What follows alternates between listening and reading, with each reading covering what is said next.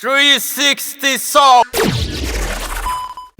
Or something that you have to put like three different big artists, on the same stage.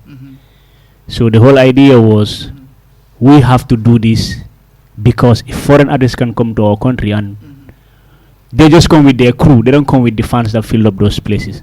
We Gambians also can do it.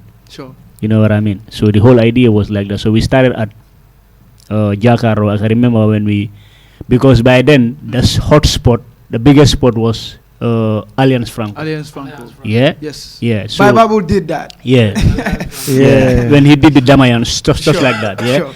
So we were like, I can remember we were discussing with my brother Dola. I was like, bro, so you def so, duñ def so football yi nekk dañu def nga xamante ne ni kenn defamul foofu. Boy nekkuñ di ko try. Yeah. So he was like, nah, boy, foguma is a good idea pour ngeen jump from ngeen jógee Nemare ngeen dem direct Jakarta because Jakarta dafa rëy. Jakarta ay open mic ñoo doon def shows foofu. Understand? So we like, okay, that was the only conversation we have with somebody about that show. Fekk ñu already in our heart, in our mind already we've made up our mind ne dañu dem Jakarta, dañu dem luy am mu am and we're gonna be successful. Wow. True. You know what I mean? Facts. And from that day, That was pure determination. exactly, bu ñu waxee ne bu leen dem foog naa ne non dafa teel pour ngeen dem. Comme loolu moo spark ñun yëpp moo taal safara si ñun. So from that day, hashtag start na fill up Jakarta, fill up. Gambia didn't understand what we meant by fill up Jakarta. They didn't even know. So the whole idea was suñu demoon jaay tickets and ne dañ bëgg a feesal Jakarta, dañ bëgg a nekk first Gambian artist ku feesal Jakarta. So that's how we sell the show. Noonu lañ jaayee show bi mu jar. Bu ñëwee I think around 11 o'clock we were staying close to Jakarta. Yes, si gannaaw yi village. Am na benn appartement bu nekk foofu lañ nekkoon. So we actually ñu doon dégg sound bi. So dañ toog ñun si suñ plan what happened, the treatment we were supposed to go there by 12 midnight as like ñu moom show bi, but 11 am na kenn suñ team bi mu call ñu su road manager mu call ñu mu ne boy loolu nekk di xaar kaay la nga ñëw pom fii fees na. Yeah. Sold out. Si biir dafa fees. mu ne ñu fil bi moo fees am. Yeah, fil bi dafa fees ak ay moto. So kaay la ngeen perform show bi jeex na. We came, we did our thing, we moved. Then after foofu ñu ne from here we are going to Pencami. So the same fire boobu noonu at the same team boobu noonu was there. ñu dem Pencami the following year. Mu fees kenn musta def loolu. We saw that. Yeah. That even sparked more light on. Exactly. Novels. So loolu dafa taal ku nekk. The following year ST went to the stadium. You know what I mean? So it was idea bi yëpp pour feesal place bi nga xamante ne comme foreign na ñoo doon ñoo dominate defa ay Job gala. boy fit. Exactly. And that happened. Sant Yàlla ba mu bëri loolu happened na. Nobles in anything we do. Kudos to Nobles. They set the standards. Yeah. Exactly. It's more of impact. Impact in a sense ne nekku ne comme just pour ñun Nobles rek. But again the whole generation. You know what I mean? Because I can remember time when there was a new generation of artists you grow up on, Sure. Foofu nga am ñoom Jizzle. You know what I mean? Atenola, they were all on their fires. Atenola, Hussein, Yafa, shouts to all those people right now. So go say ñoo nekk big artists si dëkk bi right now. But dafa amoon fu mu start on. You know what I mean? Then from Pencami, it's supposed to be the stadium. But that Pencami show, moo tax ñu am record label. Record deal. Wow. Money Empire. Yeah. The money started flowing. Crazy. So when the money, the first. Plans changed. you know what I mean? So when the Money Empire came, Uh-huh.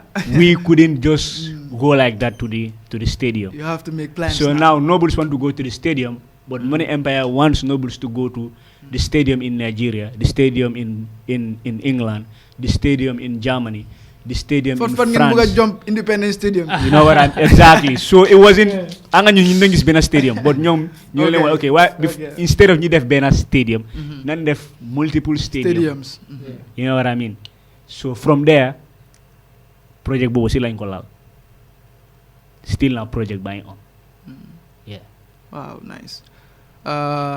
Okay, after you got a deal with Money Empire, things got slow, and you were trying to relocate and do certain moves, it will more slow down the next process. Bit. No, I'm not saying it. I will not say slow. I will not use the term slow, in a sense, ne.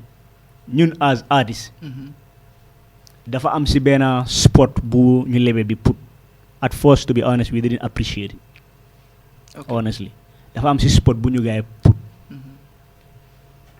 Appreciating go at the beginning, but right now, so you like, how is your music career go? We will say Alhamdulillah like 3-4 times.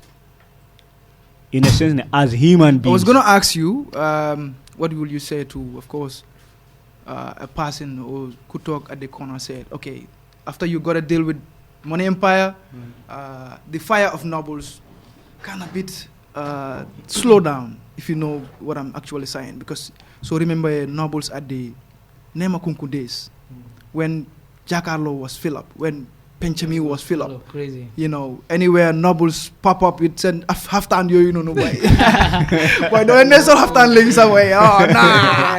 That used to be fire, man. Yeah, it's until, Money Empire came and started the door American, Yeah, no, after halftime, come energy with the bari on to a point bunga xamanteni comme halftime daf they meet it bring up culture bit that don't add to and that. still is reflecting we're gonna get to that because one good thing, to be honest, the last time we had an interview, you cannot, what we did in the past is still representing us in the present, like come Taylor happened.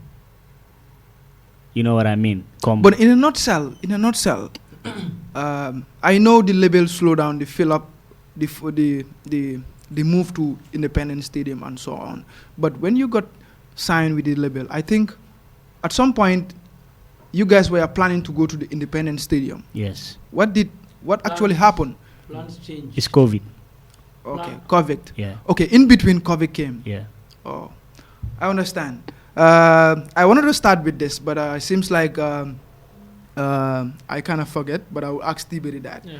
This is completely 9 years you guys have been together, since 2013 to 2020.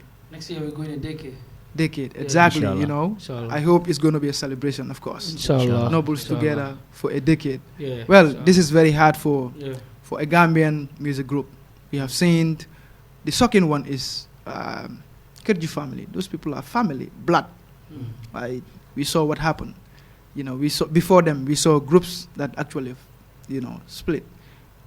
For a complete 9 years, you guys have been together. What is the spirit? Are we still going to count years? Yeah. We one thing about Nobles is every day we always striving. Because musinyo talk, you give up, and come anger. Then comfortable wherever zone we are. We always try to elevate. We always try to create something more than the energy that we put on our maybe various project or whatever we work in. We always try to make sure that we double it. If we were working 100%, Get close. Speak to the mic. if we were working 100%, we try to make sure that we work more than 100%, maybe 150, close to 200%. So when you make sure you come everything in depth, we always try to put in mind that we can do something more than what we did. Feel me? And second in is the respect that we have among ourselves, because in between. Because so whole time then magante. So kuneka dafa joxante ciri moromam. And secondly, we've learned a lot among ourselves, because I'm not parts you am come. Man, I couldn't discover it by myself alone. So I discovered it within the team. I am Mumai Japale or Pablo Mujapale on that aspect. And the same thing goes to Aya and the same thing goes to Pablo. So we want to be the best music group in Africa. Not in the whole Gambia, but in Africa. Because then you got them artists in the EBT, Afrima, sure. Grammy Awards. It's just at the corner. So Trust me. So right now Nobles is more than even the three of us. That involve families. That involve a nation, a community. So if something happens, long as we're not only going to let down ourselves, but we're going to let down the whole nation, like the whole community, our parents, and we The community that brought you guys together. Thank you. And we're going to waste a lot of time that we can involve ourselves into something else and gain something out of it. Sure. Yeah. So, nu ñoo magee rek ñu ngi gën a sóoraale loolu and sant yàlla bi bari every time ñu ngi ko ñaan yàlla whatever that happens among us because ñun ñëpp doomi aadama leen kenn mutut but we will try to make sure that we don't allow that thing to reflect in our music. Sure. Music comes first. Sure. Everything that happens, good or bad, but we try to make sure that music is always music. Music, always music. Yeah. Respect is the key. That is the little secret behind the 9 years. Yeah. To Aya, of course. Let me get to you. Sometimes this happen. Critics that they know, you know. I think some couple of years back, I don't know, 2 or 3 years back, G just wake up one day and said, you know what, Aya have ordered them solo, you know. Such kind of thing that they traumatize a group. That they you know. I'm not saying you guys. That data, you know, within the group, you know, the gis and bopa and so on. When that happened, it created a whole lot of social conversation online, especially Twitter. Yeah. And you as an artist, you were very quiet about it. Well, that was just an acknowledgement. Yeah. Well, I think you replied to it saying, yeah, bro, thank you, and so on. But personally, within the group, Not really. Nah, I'm I don't within- think I did. Nah, I didn't. you didn't reply? I was just hearing the whole thing and everybody's just telling me, see Jibu. But the truth is, come man, lol nekut come. Ñun ñep nekut lolu come. That was the first time we're hearing it. Come as a group, like we learn to hear it every day. Okay, coming from an artist like G, Mhm. actually triggered something. Yeah, You know, definitely, I'm not definitely. even going to hear daily, you know, and so Definitely, on. definitely, You know, but coming from G, Mhm. and how close I know you guys were close Yeah. to G. Mhm. You know, Nakala, how did that message reflect between all of you, especially you as Kumjel Putko at the front? Yeah, definitely. Well, to be honest with you, we personally as a team, we have never had that conversation Mhm. because man personally, Damoko Gisene as Mhm. okay, Jibula, and he has an opinion. Sure. You understand? And everybody's entitled to your opinion. Mhm. So the farm opinion mu raise ko and it brought some noise for niti di wax ni ak ni. So that's how I look at it. It's like somebody more talk, mu gis ne oh, Mu wax opinion su rek is nekkoon normal. nii, it would have been this and this and this. Okay, fine. That's how I just look at it, you know. That's fine. No negative energy, no disrespect to anybody, you know what I'm saying? Mature impact. So within us, to be honest, we never sat and talk about it. Everybody just look at it that way and you know. So you understand? don't let talk with discuss go boy. G. Nah, like I said, it's like opinion. lah. Opinion. And I we don't know, look I at it know, as I a know. negative energy or anything. Sure, Yeah, sure. definitely. Yeah, that's nice. This is all in the past. Let's now look at the future, you know. Yeah. We're supposed to talk about a whole lot of things, but time bit of new I Jaffa. But know. let's get to the projects, you know. I'm not new putting you fini. Almost in actually it's 9 years. At least we know 2 years like getting an album, Project. you know.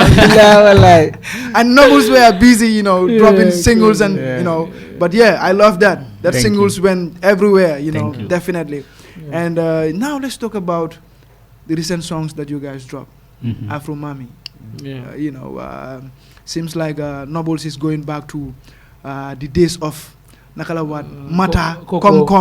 When I saw the concept of the video, I was like, Yeah. wow, we're Coco. going back again. We're going back But again. yeah, but talk to me, Pablo, about first of all the concept of the Afro Mami. What you guys trying to establish, or people trying to make people understand from that song, or get from that song, Afro Mami. Yeah, bro.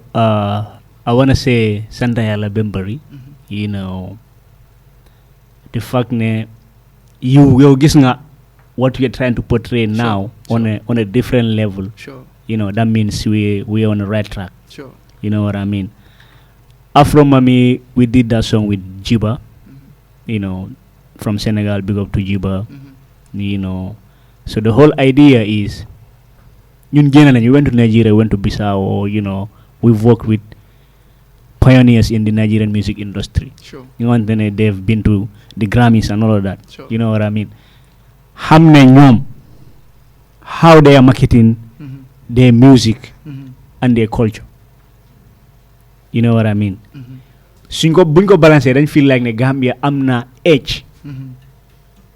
over Nigeria, in a sense ne Mhm. ñun suñ culture dafa unique fii rek nga ko gisee Mhm. lu ndee portrait Mhm. soo ko gisee si biir soo ñëwee fii da ngaa gis lu raw loolu. Sure, definitely. xam nga ne understand ma la woon soo luñ mën a loo mën a toog nga waxtaanee ko ak somebody in the outside you know sa friend wala sa family outside loo ko mën a explain affaire Gambia moom su fi ñëwee daf dee gis lu ëpp loolu you know what I mean that's one the thing picture is always bigger than the story. thank you so ñun that's one thing we've learned that's one thing we've been working on loolu lañ jël ñu soraan ko si su music bi you know what I mean so Afro Mami soo ko seetee basically it's talking about you know artists that's what I was saying from the first verse ne you know dafa wane cheetah man la no dara so but at the end of the day what we're trying to portray is we always celebrate black women we always celebrate black excellence we always celebrate our culture you know what I mean if you know where we were originally from we came from a very lovely community where you have Fulas, Mandinkas, Chola, Olof, Njago, you know. So dafa diverse. You know what I mean? So loolu lañ nekk di try pour portray si vidéo bi. Nekkul ku nekk Gambia fii de. But keneen nga xamante ne ku nekk outside. su xoolee vidéo bi rek daf dee xam ne wow this is something fresh. This is so diverse. You know from our costume, location, and you know the beat. You know the lyrics even though nekkuloo di déggal lu nekk di wax sax but melody si daf lay ring ne lii dafa am feneen fu mu jógee fu nekkul Nigeria nekkul Sénégal nekkul Guinée Bissau nekkul Guinée Conakry even su nekkee xamul sax but da nga ko dee feel you know that's one good thing about African music you know what I mean so loolu lañ try pour put si benn 3 minutes wow beautiful you know from the lyrics you know from the cheetah artists and so on boy kan moo la trust boy talk about that you know what boy boy you know man moom tay man si Champions hope you are not talking about you yourself no like man si Champions League bi man dama dee eew teglante suma tànkay añ bi ñëw xam nga lu ma miin boy war nga naa rus nag léegi nag boy it's cool boy it's good yeah man like just to I think it's not just artists. It's like every famous person go through it because da nga dee am fans to an extent boo xamante ne ni like the person that you truly love do they gis loolu because that they feel ne kii moom su buggee bugg sax jigéen ñi dañ koo songa so sometimes sax da nga dee nopp nit ki du ko dee gom so it's basically trying to tell these females ne like comme ñun tamit dañ dee nopp xam nga not just artists but every famous person every famous person in general xam nga so it's normal you know artists la waxee nopp na la you know don't feel like wow what do I do to deserve this love man this love he love you ñit la boy daf dee like a horom I don't know but yeah it's not the video is nice thank you to be honest thank you the sound who did the production J-Life did the production J-Life did the production STG Nigeria did the engineering mixing and mastering it's the same guy that mixed and mastered Davido's and Wizkid's album wow it's the same guy that did the Kilometer for Burna Boy wow yeah wow some just Nigerian touch right there just to add up si Tiberi lu mu nekk di explain ni when it comes to music as far as Nobles is concerned well taking it back all the way to the DP Philip series bi ñun sun vision was at that point in time was Gambia but at this point in time bu ñu nekk ni involved in the label comme the bigger picture is like why is it always ñun dañ dee saakul rek Gambia why can't we export our culture outside why can't we take it to the next level so this is why nit yi ñu jékki-jékki gaa yi gis Philip bi mu post because nekkul ne mënuñ ko def Gambia there's nothing we cannot do here because ñun bu ñëwee we change everything but then the picture is bigger than that you know dañ ñëwoon one boy ne we can do it boy ñu def ko alhamdulillah now let's take it xam nga lu ma mean now let's take it to the next level so now it's about exporting the music outside look at the past summer the whole of Gambia only ñaari artists xaw ma ñetta ñoo dem pour dem def tour sure that is not aya ba ñu dem short commercial break when we are back we're going to continue this chit chat even though time bi jeex na we're going to still little bit time you know ñu saja ñu ñëwaat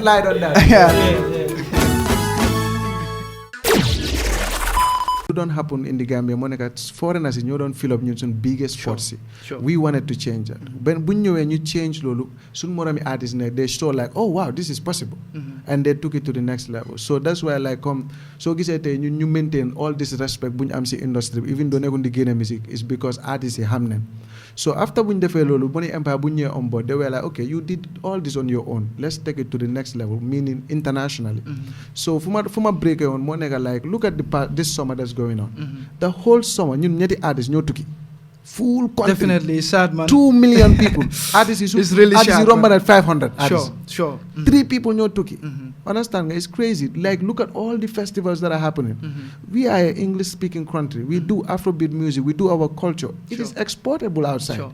understand nga English is more exportable than French and so on. Senegalese are going everywhere. you understand Yeah. so this is the whole point this is where nobles are coming in now it's not like buying and fill up or anything but we want to move it to a next level To another nga xam ne like boy yi tamit su ñëwee ñun ñëpp ñu jàppa si dañoo dem international Sure, amul dara lu ñu fi defut definitely. ST fill up na stade bi ñaata yoon ay ñetti yoon There is ñoom nothing to attaque. prove anymore. nothing to prove let's Definitely, man. take it to the international level so again fancy I understand man su ma ba dama di dem kër su ma rakay di ma nekk di wax ne géej ngeen a génne musique da ngeen a def ni ñeneen ñu ngi wax ne nobles den daanu Even appearance. understand When nga? it comes to appearance. exactly ñeneen ñi nga nobles den daanu but bro lu ma bëgg a comme nga understand mooy ne bugga moo dee tax loolu comme tey soo buggee nit soo gisut muy génnee lu mooy def soo ko gisut muy def dara comme loolu Foog nga def la dee concern. métti Yeah, sure. dama dee jël exemple si Pablo su dee seetaan Manchester he love Manchester to death but seen player suñ dooree di def ay mistake da nga gis mu nekk di comme alu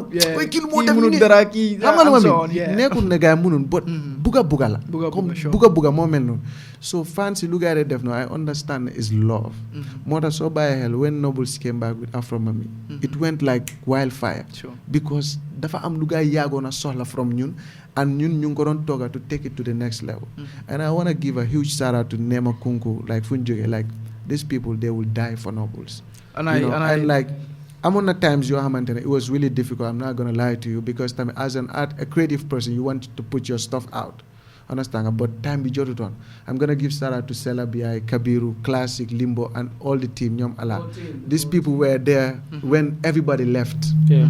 comme so many people ñu xamante ne Cloud moo leen fa doon teg they left boys yi ñu ne yéen taay mooy nii they left these people stayed ba tey xoolal But suñu- we will get into that day.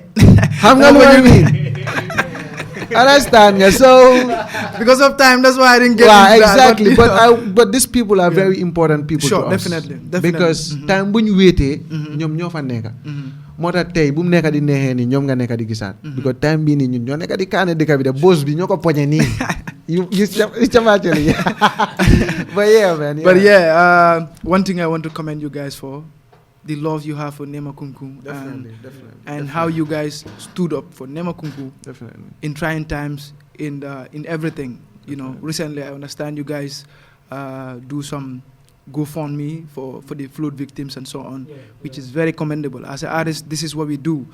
You know, we support our people when it's actually needed, definitely. And I really commend you for that. You know, it's really wonderful, definitely. So let's talk about the album a little bit. Yeah. Dama gisoon a whole lot of people were saying, wow, Noble Sen album is crazy. Well, ñun dégluñ ko, and people were, you know, it was not fair though. At least listening session sumo am, at least nga hear from the media some little people yow di nga am exclusive. boy yéen tam déglu leen but ngeen corner just few people ngeen boy kaay ngeen déglu, you know. I was very eager, you know, so seeing different people saying, wow, this album is fire, even though the album is not yet out. But talk to us about the album and the process of the making. How soon we going to expect the album? Like we said, the album is already here, you know, and Si funi la neka. even hard drive. digital Okay. platforms Okay. Digital platform is already uploaded right now. Yeah. Okay, album is out already. It's Uploaded. No, not yet. Okay, mu ngi dañ ko Dem upload ba pare, public, but mu ngi private. okay, mu ngi private. Private, the hard besam. Okay. Regarding to what you were saying about people saying about the album, whatever, commotion back lolu. Ñun during our traveling, Mhm. you know, so they encounter everybody, Mhm. especially when we went to Bissau. Then they went Bissau. Mhm. We were invited by Justino. He's like Jaliba Kuyade of Jaliba Bissau. Kuyade, mhm. So when you invite 50 years anniversary in music, Mhm. when you perform musical stage, they have to boost our songs when it comes to like the quality, Sure, to fit, sure. to perform, Wow, to play wow. on the Dama dee- platform. dama dee- So dama dee in gis the loolu. Lulu, after Modern Money Empire, you know what? da nga dee dañ play benn sound mu dem si sound bi yëpp dem benn side. No, then they play sound bi, but ñu seen sound si ñoo lay gën a loud than your own Waaw sound. comme Yeah. Tajabo You Tajabo understand? music. So Understand it's na, like understand na. this. So and you want to fit in that platform. So yo look by looking at your like naturally you are fit, but Your sounds sound sa is sound more. yi fituñ pour So play. loolu daf ñu Sure. laal in a point ne comme why not? So Modern Money Empire bu ñu ñëwee they were like, you know what, let's change the whole system. Moo tax Covid daf ñu laal Mhm. in a sense ne most of the producers we work with they flew over to go to the country to at least To work. am job, you know, Okay. producers, you know, video directors. Mhm. So Covid bu ñu ñëwee daf ñu cripple. Sure. Because no traveling, no nothing. So ñun we si lañ xaar si lañ indi. Okay, most of the time da ngeen dee hire producers gars yi ñëw around and work with you most people. times. Most times, Yes. okay. Why we try to also to work with Gambian producers along. Mhm. So it's like we trying to bring ñu nekk si aduna bi di fuse guy action boss ñu ñëpp ñu go. Because if you can remember lu conversation mu dooree yëpp we are all whenever we go as a team. Mhm. Nobles dañu bëgg a pour Gambia bépp dem. Sure. Nekkul ñun kese ñu dem. Mhm. So bu ñu ñëwee loolu moo tax that EP bu Canon was Mhm. a backup. Mhm. Dañ stop on job album bi si la ñëw indi EP bi bu Canon bi because of Canon it bi. was COVID, people are going through like hard times, you know, depression. At least ak jox yooyu. leen lu gars yi di So hold give on. leen sound ak ñu jox leen sound bu nga xam ne at is Mhm. something loo xam ne they are rooted for. Sure. Mhm. Comme lu nga xam ne comme loolu seen bopp la ñu yëg ko, you know. Mhm. So bu ñu indee loolu then after loolu si lañ indi bu ñu ñëwee léegi nii Mhm. I think before very call bi mu dugga Mhm. si lañ ñëw shoot videos yi. Mhm. Album bi is 12 track albums, so 12 tracks. 12 tracks. 12 track mooy album. Bukaanam ah. No, this This album buy ñëw nii. 12 track album la. Okay. But we've shot 10 What's the name? videos. No, Top Secrets. Boobu gën a gut. Boobu kay bàyyi fa botin mi nii. Okay. But shoot nañ 10 music videos 10 music videos. out of 12. Wow. Yeah, before. Loolu is a video album man. Crazy. like we said, we're changing the whole System. narrative, everything, because race nañ baa bi ba mu àgga fii nii si concert. Now we're going for production wise. pour booy jot bi dafa difficult de. léegi ñu ngi dem si production wise Lady de. léegi si production wise lañ nekkay dem both audio ak visual because bu ñu demee I can remember bu ñu demee Nigeria Abuja Mhm. to perform open for Burna Boy and Whiskey Sauce. Mhm. We performed the songs we drop on the Money Empire. Mhm. No complaint, no nothing.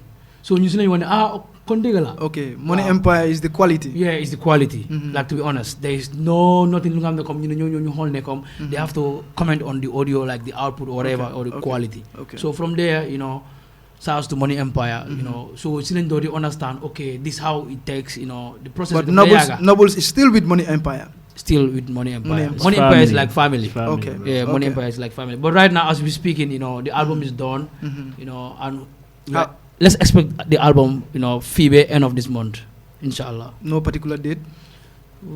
Give him the date on End of month. exclusive for you. Okay, 30th of this month. Exclusive Let's go, for you. man. Let's 30th go. of this month. 30th of this month. 30th of this Mag it, month, man. You know, let's expect the album, you know, our first debut album. Mhm. Definitely for some energy, you know, some resources, you know, financially, you know, the energy is epic. So we're just expecting the fans like to receive that energy, new escalate to another level. You I'm know, curious, when man. it comes to bro. But to add up Oh. continuity, we had this few listening with these few people.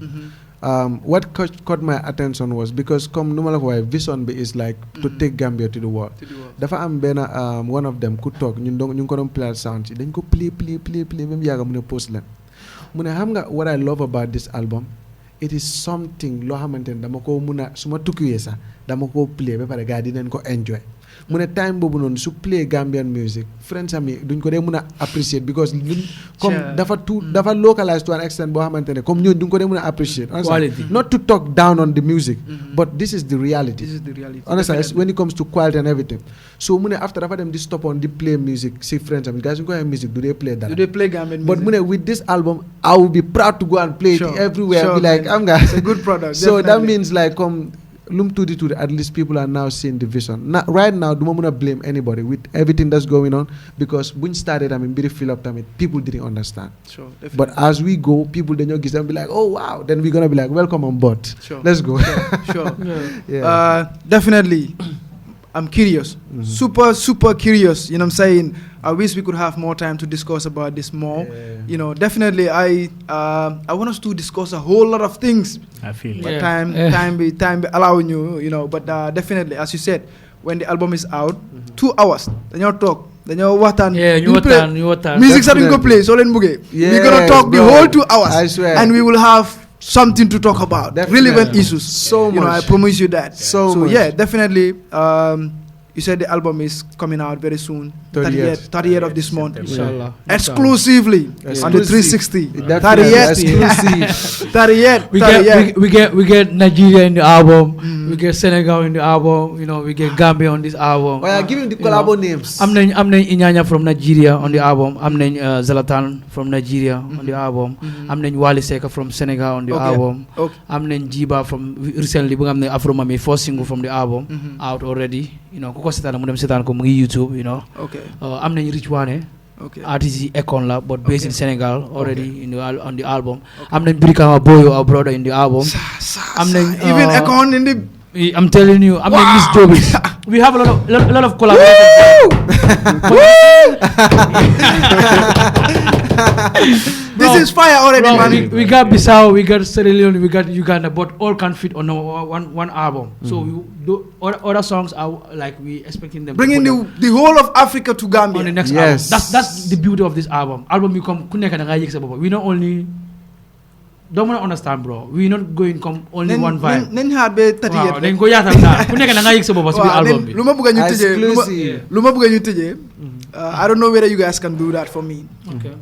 I know each of you have a favorite line in the album. Ku nekk dafa dem sa favorite line, just maybe 2 lines or 3 lines. Des na si yow. Just ku nekk na jël favorite am. In the new album, you know, ku nekk na jël favorite am. Oh, you guys don't want to do that. But now the favorite is Afro Mami. They wanna baaxee loolu nag, you know, at least right now I'm super curious, to be honest. But Ninjio TJ dinga nan juice, ninjuice BJ kana jio choose. The way I play, I'll never lose. Afro is out right now. Go check it out on digital platform, man. Definitely, yeah. Time again, tak. But Pablo, you can remind us your socials. I think one of your social media handles is down right now. Yeah, our Facebook Nobles Gambia has been hacked, you know, but we have like a backup one, Nobles Official. You can follow us there. Bob Lanaka use right now. Nobles Official, huh? Yeah, Facebook Nobles Official. Nobles Gambia bi dañ ko hack, you know. Haka ñu yaga topa boy. Yeah, you know, guy laal nañ sister tamit, you know. Guy jóge si sister ñëw si Nobles, you know. But yeah, you know, you can follow us on Instagram too, Nobles Gambia Official, you know, verified account. Yeah, Twitter Nobles Gambia. You can touch that one. It's Official. verified. Already bro. confirmed, bro. Confirm. bro. Yeah, TikTok as well, Nobles Official, TikTok, you know. Yeah. And bro, like they said, the album is fire.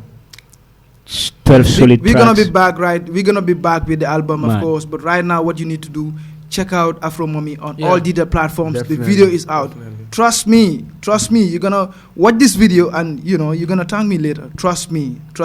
Yes, from now on, I'm si time, but Thank you.